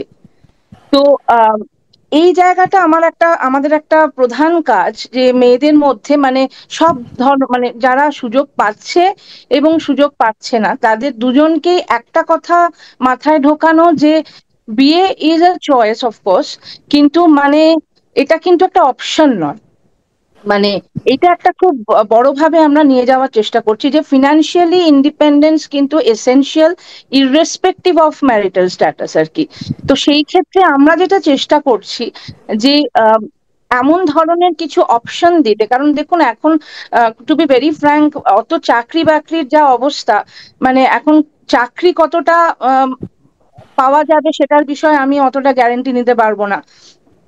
কিন্তু আমরা যেটা করতে পারি সেটা হচ্ছে স্কিল ডেভেলপমেন্ট ট্রেনিং আমরা অনেক করছি, যেটা কিনা মানে স্কিল ডেভেলপমেন্ট ট্রেনিং, এমন কিছু স্কিল ডেভেলপমেন্ট ট্রেনিং যেটা কিনা মার্কেটে একটা ভ্যালু আছে, এবং যেখানে আমি মার্কেট একটা লিঙ্কেজ করার মতো অবস্থাতে আছি, বা চেষ্টা করা যাচ্ছে যে মার্কেটে আমার ডিমান্ড থাকবে, যাতে করে তারা কাজটা শিখে বসে না থাকে।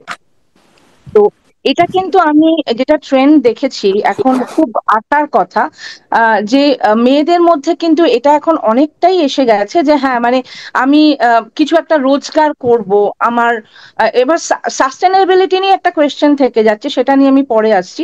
কিন্তু রোজগারের একটা যে ইন্টারেস্ট, সেটা কিন্তু আমি দেখতে পাচ্ছি ইরেসপেক্টিভ অফ গ্রাম শহর অনেকের ক্ষেত্রেই, এবং যাদের কাছে যা সুযোগ যাচ্ছে বা যাচ্ছে না তাদের কাছেও যখন যখন আমরা সুযোগটা নিয়ে যাচ্ছি তারাও কিন্তু অনেকাংশেই এগিয়ে আসছে।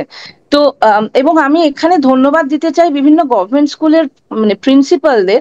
ওনারা কিন্তু ভীষণভাবে অর্গানাইজ করছেন এই ভোকেশনাল ট্রেনিং গুলো মেয়েদের জন্য, এবং ওনারা বলছেন যে দেখুন পড়াশোনাটায় সবার আগ্রহ খুব একটা দেখা যাচ্ছে না এবং ড্রপ আউট হয়ে যাচ্ছে।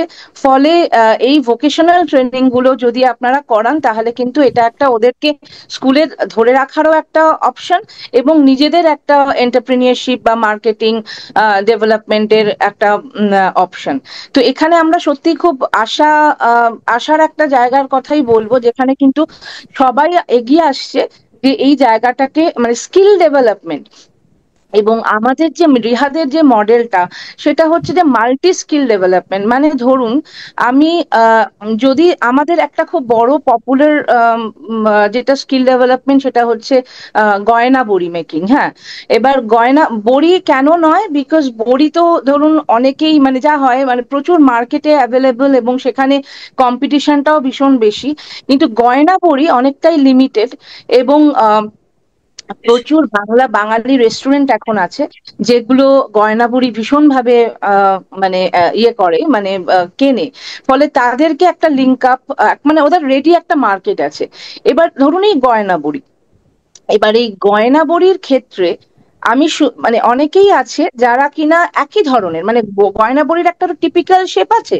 এবার আমরা যেটা চেষ্টা করছি ওর সাথে আমরা কিছু আলপনা ডিজাইন বা এই ধরনের কিছু কিন্তু মেয়েদের শেখানো, যাতে কিনা ওরা ডিজাইন গুলো ইনোভেট করতে পারে। মানে একঘেয়ে গয়নাবড়ি যেন না হয়ে যায়, মানে গয়নাবড়ি মানেই কলকা তা নয়, গয়নাবড়ির তো ডিফারেন্ট শেপস হতে পারে। তো এই জায়গাগুলো একটা মাল্টি স্কিল ডেভেলপমেন্ট যদি আমি গয়নাবড়ি করি তাহলে কিন্তু আমার আর্ট সম্পর্কেও একটা শুধু গয়নাবড়ির আর্ট নয়, অন্য একটা বৃহত্তর ক্ষেত্রে আর্ট সম্পর্কেও আমার একটা ধারণা থাকলো। বা আমি যদি রিসেন্ট আমরা যেটা করেছি ওয়েডিং ট্রে ডেকোরেশনের উপরে ওয়ার্কশপ স্কুলে স্কুলে করছি, আমরা ভীষণ ভালো সাড়া পাচ্ছি। কারণ এখন তো কি বলবো, এখন বিয়েটা একটা কিন্তু ব্যাপার আর কি, মানে প্রচুর লেয়ার্স যে বিয়ে হয় এবং বিয়েটা ডকুমেন্টেড হয় খুব সুন্দরভাবে। তো এখানে কিন্তু মেয়েদের আমি দেখতে পাচ্ছি খুব ইন্টারেস্টেড যে মানে ওয়েডিং ট্রেড মানে তত্ত্ব সাজানো নিয়ে একটা কিছু শিখবো। এবার সেইখানে কিন্তু আমরা অবশ্যই ওর সাথে সাথে ওদের একটা যে ক্রিয়েটিভ স্কিল মানে বা আর্টিস্টিক স্কিল সেগুলোও কিন্তু পাশাপাশি ডেভেলপমেন্ট করছি, যাতে করে ওয়েডিং ট্রেটাও শুধু একটা গতানুগতিক না হয়, যে একটা ইনোভেশন। মানে এখন বেঁচে থাকতে গেলে we have to be innovative, মানে ইনোভেশন ইজ দ্য মেন কি বলে আমার মনে হয়। এবং রিহাদ যেটা এখন চেষ্টা করে চলেছে ইনোভেশনটা মানুষের মধ্যে মানে মেয়েদের মধ্যে ঢোকানোর, যে কিভাবে আমি অন্যর থেকে একটু ডিফারেন্ট করতে পারি, যাতে করে আমার জিনিসটা একই জিনিস হয়তো কিন্তু আমি ডিফারেন্টলি প্রেজেন্ট করতে পারি বা ডিফারেন্ট লুক হতে পারি। তো এই একটা আমাদের প্রচেষ্টা চলেছে এবং সেক্ষেত্রে আমার যেটা একটা মনে হয়েছে, যেমন অনেক গভর্নমেন্ট স্কুলের হেডমিস্ট্রেসরা কিন্তু ভীষণ মানে উদ্যোগী মানে এই ধরনের কাজটা করার জন্য, ফলে তাদের কিন্তু মেয়েদের কাছে এটা খুব ভালোভাবে পৌঁছাচ্ছে। কিন্তু অনেক ক্ষেত্রে আবার দেখা যাচ্ছে সেই উদ্যোগটা মানে কম, সেক্ষেত্রে আমরা পৌঁছাতে পারছি না। কাজে অনেক মানে আমরা তো আসলে কি বলবো একটা প্ল্যাটফর্মের মধ্যে দিয়ে আমাদের পৌঁছাতে হবে।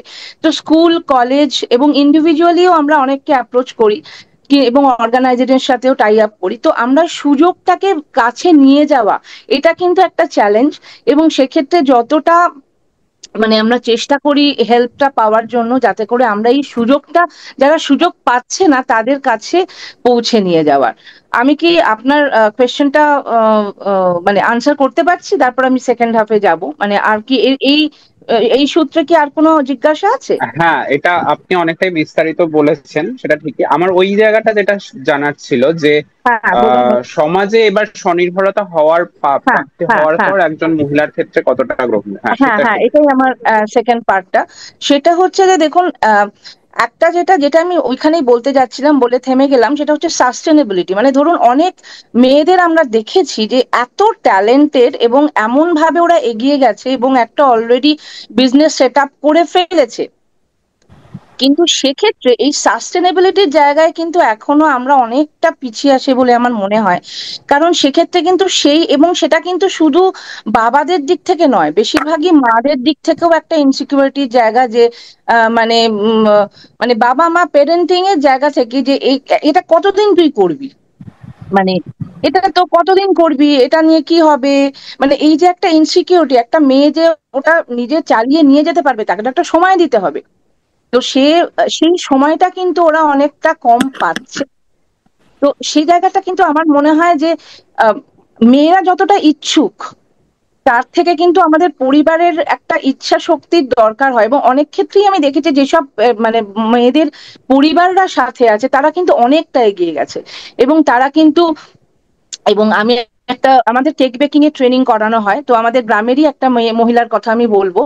সে কিন্তু ভীষণভাবে তার শ্বশুর বাড়ি এবং হাজবেন্ডের সাহায্য পেয়েছে, এবং এখন সে বিভিন্ন ওই ড্রাই কেক সাপ্লাই করে গভর্নমেন্ট স্কুলে স্কুলে, এবং তার থেকে কিন্তু একটা নিজে ওটিজি কিনেছে, এবং তারপরে এখন বার্থডে কেকও বানায়। ফলে এটাও যখন ওকে জিজ্ঞেস করি, ওরা কিন্তু মানে খুব ভালোভাবেই বলে যে ধরুন একটা ছোট বাচ্চা আছে ওর, তো একটা ফ্যামিলির সাপোর্ট যদি না থাকে তাহলে কিন্তু একটু অসুবিধা হয়ে যায়। যতই আমরা বলি যে হ্যাঁ হয়ে যাবে, কিন্তু সেক্ষেত্রে একটা ফ্যামিলির সাপোর্ট থাকলে তাদের অবশ্যই একটা এগিয়ে যাওয়ার অনেকটা মানে দিক খোলা থাকে। কিন্তু এই অনেক ক্ষেত্রেই কিন্তু মেয়েরা এই সাপোর্টটা পাচ্ছে না, এবং মাঝখানে গিয়ে কিন্তু তাদের ওটা স্টপ করে দিতে হচ্ছে, যে না ঠিক আছে বিয়েটাই একটা, মানে এখনো বিয়েটা একটা অপশন, মানে জবের মতোই একটা অপশন। মানে সেই জায়গাটা এখন একটা খুব মানে দুঃখের দিক, যে আমরা কিন্তু খুব একটা আত্মবিশ্বাস রাখতে পারছি না আমাদের মেয়েদের উপরে, যে হ্যাঁ আমার মেয়েও পারবে। তাকে তো একটা মিনিমাম, ছেলেদের একটা মিনিমাম টাইম দেওয়া হয় 30, 32, 35, একটা তো একটা তো তাকে একটা স্বাবলম্বী হওয়ার টাইম দিতে হবে। 1-2 বছর পরেই যদি তাকে বলে দেওয়া হয় যে না তুই আর পারছিস না, তাহলে তো তার সেই টাইমটা থাকলো না।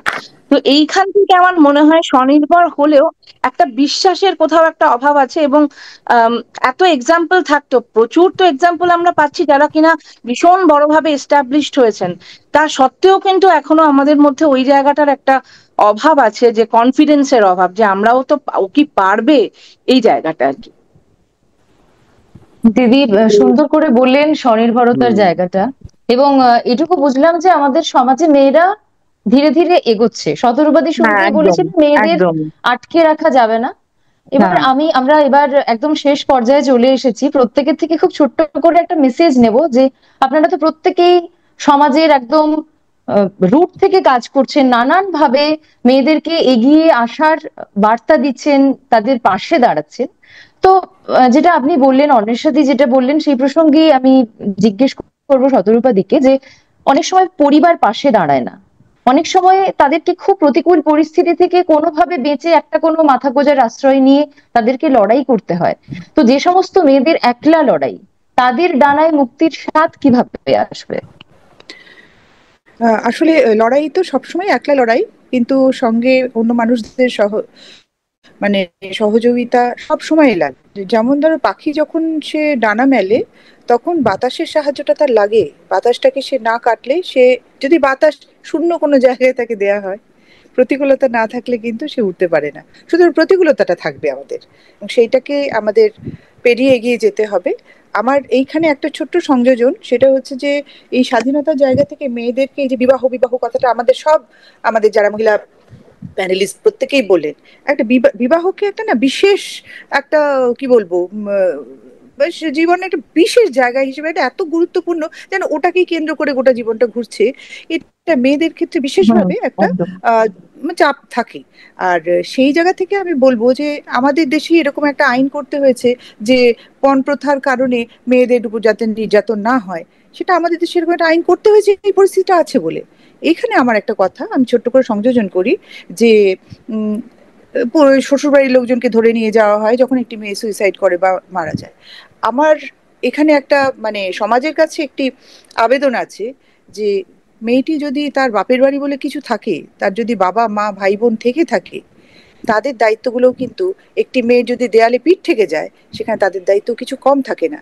একটি মেয়ে শেষ পর্যন্ত দেয়ালে পিঠ থেকে গেল বলে সে আত্মহননের পথ বেছে নিচ্ছে, মানে নারী মুক্তি, অর্থনৈতিক মুক্তি, বিদ্যার মুক্তি এগুলো তো পরের কথা, আগে তো সে বাঁচবে।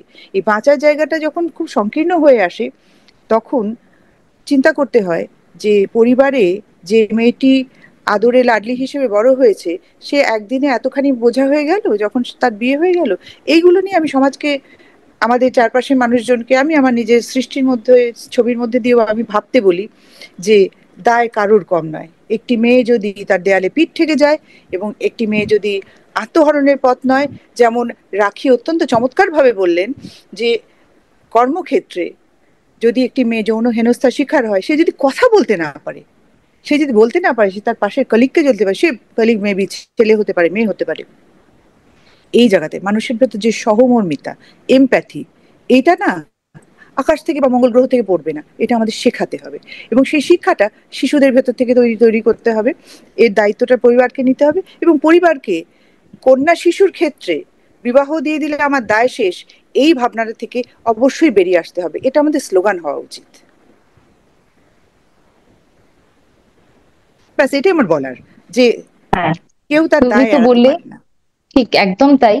যে কথাটা তুমি বললে যে কথা বলতে হবে, তাকে মুখ খুলতে হবে তাকে। একই রকম ভাবে মোনালিসা দিও এই একই কথা বলেছেন। আপনি আপনার স্টুডেন্টদের বারবার বলেন যে যে কোনো সিচুয়েশনেই তোমাদের মুখ খুলতে হবে, তোমাদের সমস্যাটা বলতে হবে। তো একদম শেষ পর্যায়ে আমাদের যে বিষয় ডানায় মুক্তির স্বাদ, যে কথা সদরুপাধির কাছেও আমি বলেছি, যে এই মুক্তির স্বাদ 2025-এ দাঁড়িয়ে শিক্ষার ক্ষেত্রে, স্বাবলম্বী হওয়ার ক্ষেত্রে একজন মেয়ে কিভাবে পেতে পারে, সেই বার্তাটা যদি আপনি দেন আমাদের এই প্ল্যাটফর্মের থ্রু দিয়ে। আমার কাছে আত্মসচেতনতাই একমাত্র রাস্তা। কারণ চারপাশ সবসময় আমার অনুকূল হবে এমনটা ভেবে নেওয়া বোধহয় যতটা সহজ, বাস্তবে সেটা সম্ভব নয়। তাই নিজেকেই আত্মসচেতন হতে হবে। এবং আমাদের যে সামাজিক, দেখুন সমাজ তো একটা অ্যাবস্ট্রাক্ট, সমাজ আপনাকে আমাকে নিয়েই সমাজ। অতএব ভাবনাগুলো আমার আপনার এগুলোর ভেতর থেকেই আসতে হবে। সমাজের উপরে আমরা সবসময় সমাজ, সমাজ তো অন্য কেউ নয় যে সে আমাকে রিমোট কন্ট্রোল করবে আর আমি কন্ট্রোল হব, কিন্তু হয় ও, এটাও ঘটনা। কারণ ওই যে আমি আপনি সমানভাবে ভাবছি না, সেখানেই তফাৎগুলো গড়ে ওঠে। তা আমি বলবো আমাদের যে ট্যাবু গুলো রয়েছে, সামাজিক যে চিন্তার স্তরটা রয়েছে, সেগুলো বড় থলথলে, বড় মেদযুক্ত। সেটাকে যদি একটু নির্মেদ করা যায়, ভাবনাগুলোকে যদি স্বচ্ছ করা যায়, এবং তার জন্য অবশ্যই শিক্ষার প্রয়োজন, অবশ্যই মুখ খুলতে হবে, আলোচনা করতে হবে, পরস্পরের মুখোমুখি বসতে হবে, সেগুলো যদি আমরা নিরন্তর ভাবে করতে পারি, তাহলে মনে হয় কোনো একদিন হয়তো আমরা আমাদের সেই কাঙ্ক্ষিত, এখনো যা আমরা পৌঁছতেই হয়তো পারিনি, সেখানে হয়তো একদিন আমরা পৌঁছতে পারবো। তবে থমকে দাঁড়ালে কিছু হয় না, এগোতে হবে। বাধা সরিয়ে কিছুটা সঙ্গে নিয়ে জোর করে হলেও আমি বলবো যে এগোতে হবে, এইটুকু। অভিজিৎ বলো তুমি। হ্যাঁ, মানে একই, মানে যে উত্তরটা আমরা এতক্ষণ ধরে বিস্তারিত আলোচনায় ধরার চেষ্টা করেছিলাম বিভিন্ন আঙ্গিকে, সেটাই যে এই 2025-এ এই একবিংশ শতকে এসে এবং আগামী যে আরো আধুনিক সময় আসতে চলেছে, আমরা দেখতে পাচ্ছি এবার এআই এর যুগ আসছে আস্তে আস্তে। সেইখান থেকে দাঁড়িয়ে, এআই এর যুগে দাঁড়িয়ে আমরা স্বনির্ভরতা নিয়ে কথা বলেছি। তো এই মুক্তি কতটা দিতে পারে এই সময় দাঁড়িয়ে, আমি একটু মহিলা স্বনির্ভরতার ক্ষেত্রেও কথা বললাম অন্বেষাদির সাথে, অন্বেষাদি অনেকটাই বললো এবং রাখি দিও যদি বলে যে এই আধুনিক যুগে, প্রযুক্তির যুগে তাদের মুক্তির জায়গাটা আরো কতটা বেশি আসছে? এআই তো চলে এসেছে বাইরে, এআই সমস্ত মানে মেডিকেল সায়েন্স থেকে নিয়ে স্কুলে এভরিওয়্যার এআই। এআইটা এখন মানে ইন্ডিসপেন্সিবল, এআই ছাড়া এখন কোনো কিছু চলবে না। এআই নিয়ে পড়াশোনাও চলছে, কোর্সেসও হয়েছে। এবার আমি যেটা মনে হচ্ছে, যেটা আমার অবজারভেশন, আচ্ছা বলি, আচ্ছা অবজারভেশন যেটা আমার হয়েছে এই নিজের স্টুডেন্ট লাইফ থেকে আরম্ভ করে আজকে আমার কর্মক্ষেত্রে, সেটা হচ্ছে কনস্টিটিউশন অফ ইন্ডিয়াটা পড়ানো হয় না। আমাদের ফান্ডামেন্টাল রাইটস নিয়ে আমরা একটা ওয়েগ কথা, যেটুকু আমরা জানি সেটা নিয়ে আমরা কথা বলি। আমাদের অ্যাজ এ হিউম্যান বিং আমাদের যেটা মনে হয়, আমরা যেটা ছোট থেকে শিখেছি ওটা নিয়ে কথা বলি, কিন্তু ওই কথাগুলোই লেখা আছে কোথাও। সেই লেখা তো হচ্ছে আমাদের কনস্টিটিউশন অফ ইন্ডিয়া। আমাদের কারিকুলামের মধ্যে কনস্টিটিউশন অফ ইন্ডিয়াটা খুব ছোট্ট করে, যারা আমরা সিভিক সাবজেক্ট, সিভিক্স নিয়ে পড়াশোনা করি বা সোশ্যাল সায়েন্স নিয়ে পড়াশোনা করি, একটা হয়তো ছোট্ট চ্যাপ্টারে কনস্টিটিউশন অফ ইন্ডিয়া পড়ানো হয়।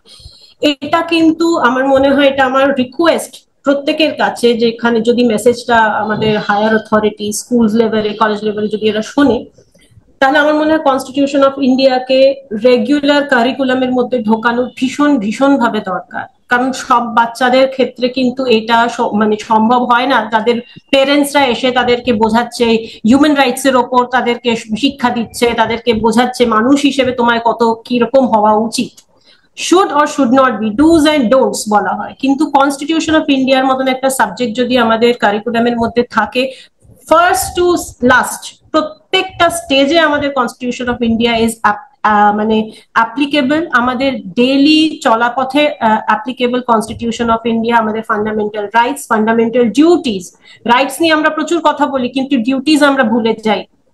আর্টিকেল 51A আমরা ভুলে যাই, আমরা মনে রাখি না যে আমাদের ডিউটিস কি হচ্ছে অ্যাজ এ হিউম্যান বিং। তো আমার মনে হয় এটা আমার সাজেশন, আমার অবজারভেশন, আমার অ্যাজ এ স্টুডেন্টও এটা আমার অবজারভেশন ছিল। কারণ আমি স্কুলে পড়ার পর সোজা যখন কোম্পানি সেক্রেটারিশিপ করতে এসেছি, তখন আমি কনস্টিটিউশন অফ ইন্ডিয়া পড়েছি। আর স্কুলেও আমার জাস্ট একটা চ্যাপ্টার ছিল যেখানে আমাদের preamble, justice, liberty, equality, fraternity, এই 4টে প্রিয়াম্বল নিয়ে আমাদের কথা হয়েছে, বাকি আমরা কিছু জানতাম না। কিন্তু বাড়ির শিক্ষা নিয়ে আমরা শিক্ষিত, এত এই সুযোগটা কিন্তু সব স্টুডেন্টসদের হয় না, সব ছেলে মেয়েদের হয় না, যারা বাড়িতে বসে কনস্টিটিউশন নিয়ে আলোচনা করছে, যে যাদেরকে রাজনৈতিক শিক্ষা দেওয়া হচ্ছে বাড়িতে, এটা সম্ভব নয়। সেই জন্য constitution of India as a student বলবো, আমি I am still consider myself a student. তো আমার মনে হয় কনস্টিটিউশন অফ ইন্ডিয়া ইজ ইররিপ্লেসেবল।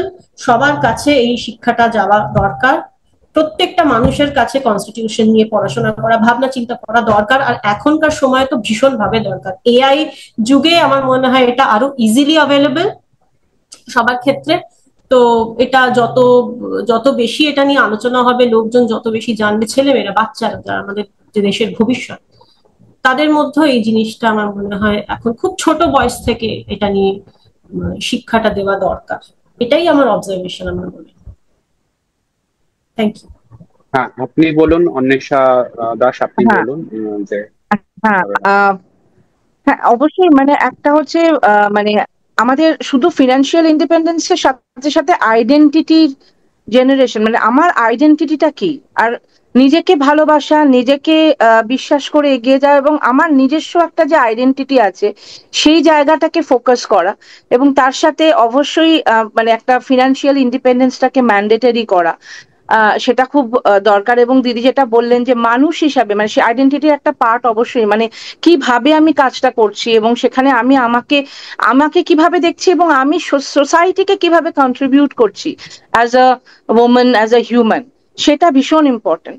তো আমার মনে হয় স্কুলের যেটা আমি কমপ্লিটলি এগ্রি করি, যে স্কুলে এই ধরনের কারিকুলাম এবং তার সাথে সাথে এই বিভিন্ন স্কিল ডেভেলপমেন্ট কারিকুলাম খুব জোর দিয়ে, মানে আমাদের না রীতিমতো মানে একেবারে রিকোয়েস্ট করে করে অনেক কাণ্ড করে করে আমাদের অ্যাপ্রোচ করতে হয়, যে কিন্তু এখানে কিন্তু ইনবিল্ট কিছু নেই, যে এই ধরনের কিন্তু কিছু কিছু ইনবিল্ট কারিকুলাম যদি থাকে, যেখানে স্কিল ডেভেলপমেন্টের একটা অপশন থাকলো, ওরা বিভিন্ন ধরনের স্কিল ডেভেলপমেন্টের একটা কি বলবো একটা এক্সপোজার পেলো, সেটা যদি স্টেট লেভেল থেকেও এটা মানে ইনিশিয়েটিভ নেয়, সেটাও কিন্তু অনেক, বিকজ আমরা তো একটা এনজিও, আমাদের ক্ষমতা কতটুকু, কিন্তু স্টেট লেভেল থেকে যদি এই ধরনের স্কিল ডেভেলপমেন্টের একটা মানে কি বলবো ড্রাইভ নেওয়া হয়, সেটা আমার মনে হয় অনেকটা হেল্পফুল হতে পারে আর কি, এটাই।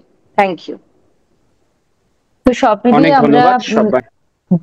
যে বিষয় নিয়ে আজকে আমরা আলোচনা শুরু করেছিলাম, যে 2025-এ দাঁড়িয়ে মেয়েদের স্বাধীনতা, এই বিষয় নিয়ে বোধহয় আমাদের কথা চলতেই থাকবে।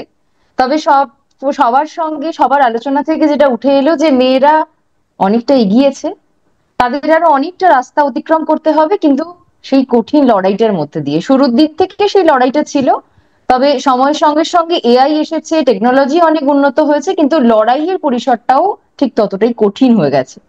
তো সেই কঠিন পরিস্থিতির মধ্যে দাঁড়িয়েও আমরা তো অপ্রতিরোধ্য, তাই আমরা ঠিক এগিয়ে যাব, আমাদের লক্ষ্যে এগিয়ে যাব।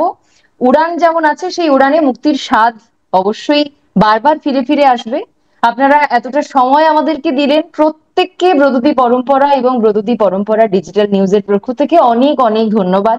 শেষ এক প্রকার হয়েই গেছে, শুধু সকলকে আরো একবার ধন্যবাদ জানিয়ে আজকের মতো সেশন এখানেই শেষ করবো। সকলে ভালো থাকুন। যখন আমরা এটা টেলিকাস্ট করব আপনাদের সকলকে জানিয়ে দেবো। ধন্যবাদ প্রিয়াঙ্কা, ধন্যবাদ, অভিজিৎ, ধন্যবাদ, ধন্যবাদ, অসংখ্য ধন্যবাদ। ধন্যবাদ।